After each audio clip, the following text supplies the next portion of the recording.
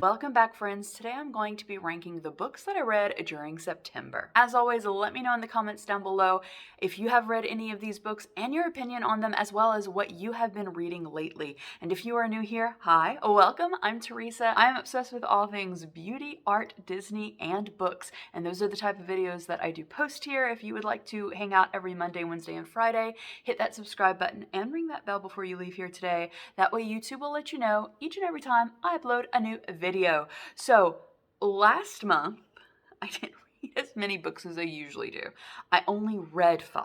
So I'm just going to be ranking those 5 instead of having a top 5. And those books that I did read last month and will be ranking were Portrait of a Thief by Grace D. Lee, Lather and Nothing Else by Hernando Tellez, Other Birds by Sarah Addison Allen, Perfume by Patrick Sukin, and The Final Girl Support Group by Grady Hendrix. And I have to say, unfortunately, none of these books blew me away. So I do keep track of my list on Notion, and when I was thinking about them, I was sitting and thinking, I was like, these were all okay books, but none stand out from the crowd. So this ranking is actually going to be a little difficult for me because none of these, like I said, really blew me away. So I think in the number 5 position, the lowest position, is the short story Lather and Nothing Else. So Lather and Nothing Else is a short story that follows a situation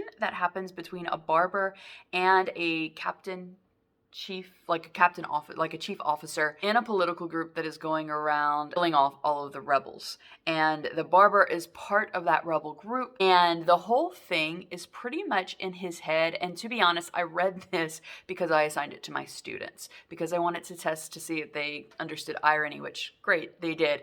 But this just is not it was not my favorite that I read. It actually wasn't even the favorite of the short stories that I read and assigned to. This is written in stream of consciousness of what's going on inside of the barber's mind. And to be honest, I hate stream of conscious writing. It's just edit that crap down. Edit it. I felt like this was okay. Yeah. So, because it was the least okay out of all of the okay stories that I read this month, that is why it has 5th place. Number 4, I feel could have been edited a lot better as well. You could have edited that down too. Perfume comes in at number 4. And the reason that it comes in at number 4 instead of number 5 is that it was beautifully written. So it appears as a classic written in the 80s. So I guess technically a classic, but this has a cult following. I posted a picture of this on my Instagram stories and I had 3 people who responded. It's my favorite book of all time. And cool, but why?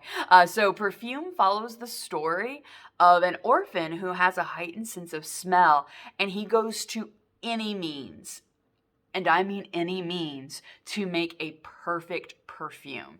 So after reading this, I love fragrances, so I was actually looking at Missing Person. Who makes Missing Person? I'll insert the picture right now. Missing Person.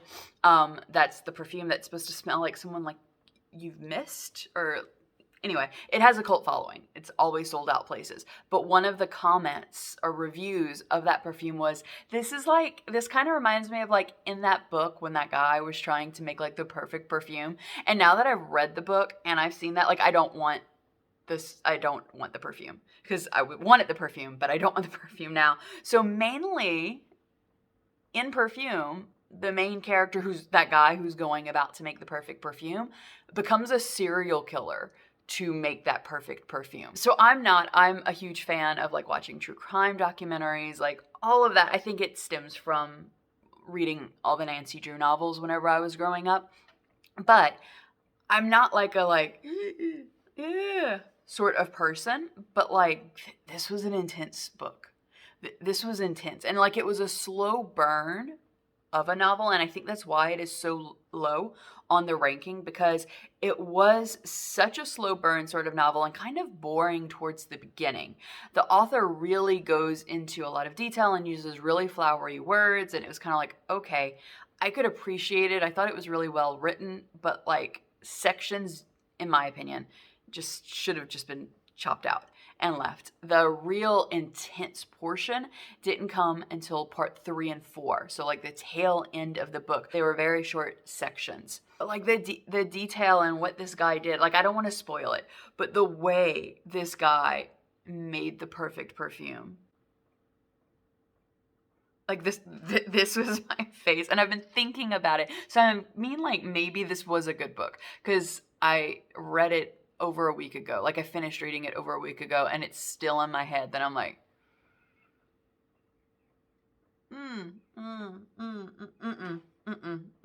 But yeah, I guess because I found it was a little too wordy, that is why Perfume is number 4. In the number 3 spot, we have the Final Girl Support Group. Listen, I don't know. Like, it was a good book. Don't get me wrong. I don't know why. Like, when I saw the promos for this and, like, people talking about it, and, like, I read the write-up, I don't know why I thought this was a comedy. And that's my bad sort of thing. I don't know why I thought it was a comedy, but it's not. If you are a fan of slasher movies, which I am not a fan of them, but if you are, you're gonna love this book. This follows the like final girls, so like the one left standing in slasher films. But in this universe, which I mean it's set in our universe, but you know, in this it's that the final girls all have this secret support group, and then one of them goes missing and winds up having been killed. So the reader finds very quickly that there is someone out hunting the last of the final girls. So this was a lot. There was a lot in this book too. A lot of slasher movie references, a lot of really deep psychological things going on. Once again, very, very well written. There's a good bit of unreliable narrator going on here. So I did really enjoy this book until about halfway through. It was really difficult for me to get into it. I kept reading it and putting it back on my desk and picking it up again and this and that. But like once that I hit that halfway mark, the book really started getting interesting, and it was really quick to finish after that. Number 2 is Portrait of a Thief. This was a book all about a heist, and I think if I remember correctly, it was based on a true story. Chinese American college students who go around the world to try to reclaim what is rightfully China's art. And so they form heist, snag all of those art pieces to get them back to China. And this was such a fun book. This had like every one of the characters had their own chapter and had their own point of view. So you get to experience the heist and the planning of the heist and everything that happens through every single one of the team members' perspective. And that I thought was really unique and really clever. And the author did a really great job of delivering that story. And number 1 was Other Birds. Now, Other Birds was my book of the month pick for last month. If you do want to watch that video, I will link it down below for you. Now, this is number 1 because of, it wasn't really a twist ending. It was more just like a whoa sort of thing. The ending was really, really good. And that's what bumped it up, because as I was reading it, I thought, well, this is a solid 3 out of 5. But the ending really, really bumped it up and really, really made me cry. It was quite a touching ending. So Other Birds follows, I think I pronounced it Zoe in my book of the month video, but I think it's Zooey. I don't know how you pronounce it. Z-O-E-Y. Zooey.